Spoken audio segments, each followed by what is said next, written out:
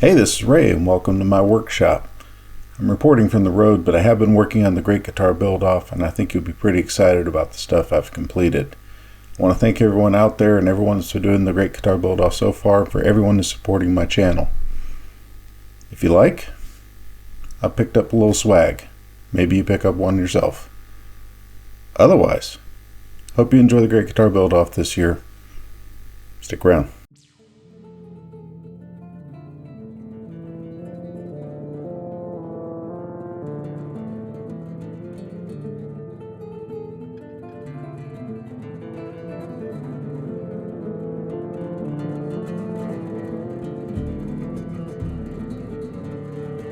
I'm sitting here thinking about resurrecting an old friend from the first Great Guitar Build-Off.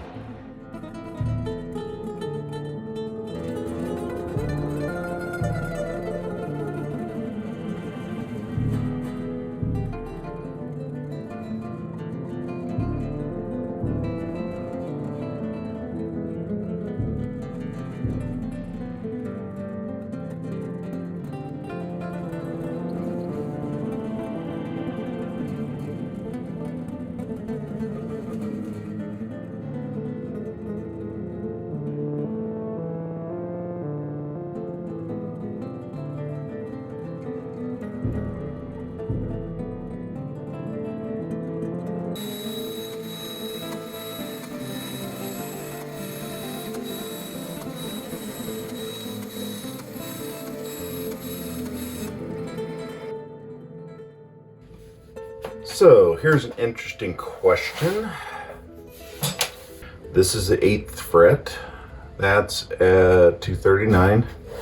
And then I grab this one and come over here. I say, okay, what's the 12th fret? 12th fret's at 324. All right, 3. You pretty much have to pick one of your frets to be parallel. I've heard good arguments. 8th is in the middle of the fretboard. Okay, so that kind of minimizes display on either end. 12th might be better for setting intonation and making sure I got that right, because you intonate to the 12th. I'm going to do the 12th just because of the intonation thing and see how that works out.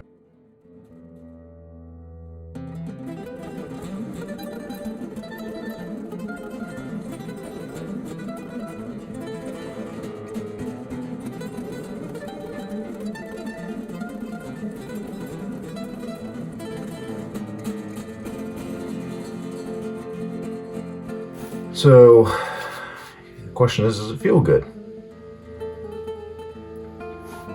One of the reasons you would do a multi-scale, when you have a longer string length, you need to have more tension in the string in order to achieve the same pitch with a longer scale. So what that does is shorter scale length end up with a little bit looser strings on the light strings and a little bit tighter strings on the heavier ones. Why is that important? Well, with the bass string, let's go extreme. With the bass string way over here, that's why basses have long necks. You want to have some tension on that string so it doesn't get all floppy. However, on a electric guitar, when you're doing leads and things like that and doing bends, you kind of want to have the string a little lighter, a little less tension, make it easier to bend. On the other hand, the argument is, okay, well, if it's looser, it's not as snappy, not as crisp. So there's always a trade-off. That's why there's the arguments between the 24 and 5/8 or 24 and 3/4, the 25 and a half of the Fender, and of course you have PRS that cuts it right down the middle and does 25. What's the sound you're looking for? What's the playability you're looking for? I'm kind of a fan of Fender scale length because I think the fret spacing down here on the small frets is better. It's a little better for my fat fingers. That said, I have a couple Gibsons and I like them, so I'm going to try this. Why not?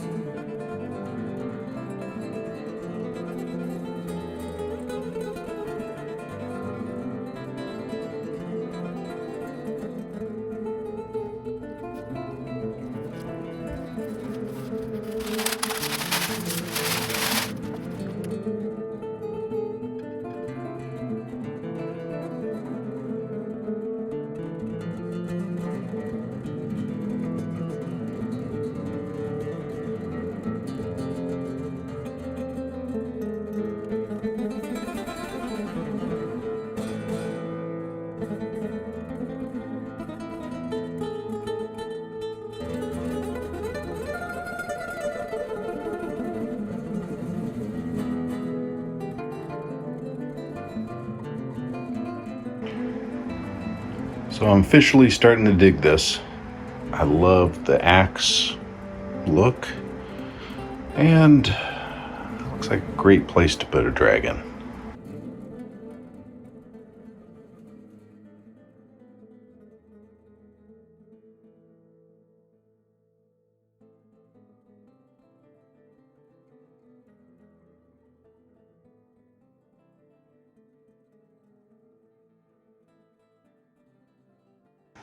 So I spent a lot of time working on this. I'm kind of obsessed with the proportions, getting the curves right. I think people first look and buy with their eyes. I think Paul Reed Smith said that, but to me, you got to get the proportions right. So here's my shot at it. Instead of a full-size humbucker, I'm going to go with a Seymour Duncan 1/4 pounder. That is basically a stacked humbucker. Very how, but sounds very good at the bridge position. I thought about having another humbucker here, but as I'm looking at how the design's going to flow, I want something that angles like this, and I don't want to worry too much about where the poles end up. So this is a tele pickup I happen to have. I think that's going to look really good. So that should minimize the amount of space that the pickups take on the face of the guitar. I think I can end up with some multiple switching paths to combine some interesting tones on this one.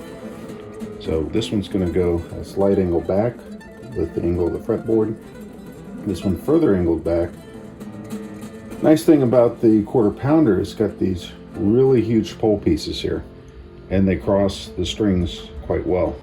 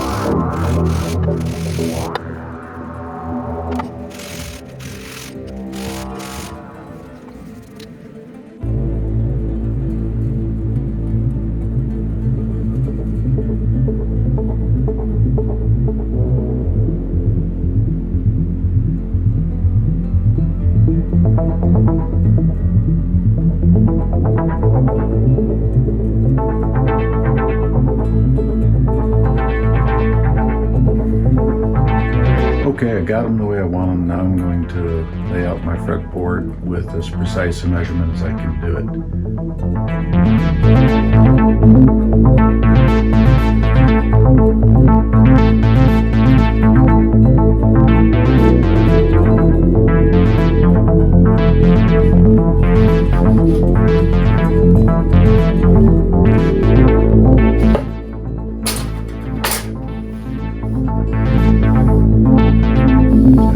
each one in. Still MDF, so I want to describe each one so I can't accidentally wipe off each mark. Right now, that's about as precise as I can make it. There's my fan fret. The rest turns out great.